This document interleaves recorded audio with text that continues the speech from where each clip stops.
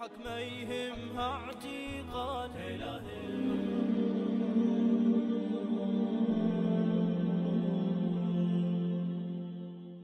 الله عز وجل يقول هو أهل التقوى، هو أهل التقوى وأهل المغفرة. الله عز وجل ذكر بعدها وأهل المغفرة. لماذا؟ لأن المتقي مهما بلغ من تقواه لابد أن يخطئ، لأن المتقي غير معصوم، لأن الله عز وجل أخبر أن المتقين يمسهم طائف من الشيطان.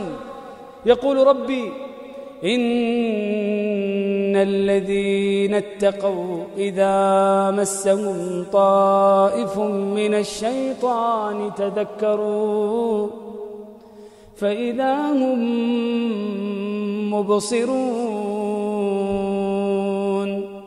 قال الله عز وجل في سورة آل عمران وسارعوا إلى مغفرة من ربكم وجنة عرضها السماوات والأرض أعدت للمتقين. ما هي صفاتهم؟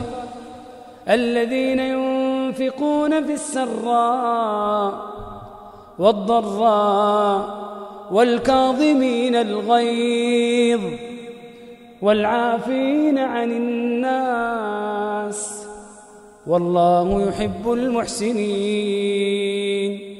والذين إذا فعلوا فاحشة، من أجل ذلك قال وأهل المغفرة لهؤلاء الذين فعلوا الفاحشة وهم من أهل التقوى.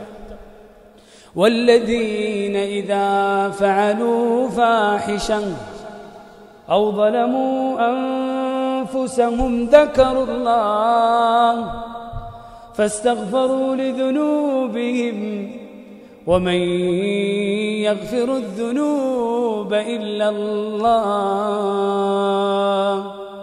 ومن يغفر الذنوب إلا الله ولم يصروا على ما فعلوا وهم يعلمون أولئك جزاؤهم مغفرة من ربهم وجنات تجري من تحتها الأنهار خالدين فيها ونعم أجر العاملين.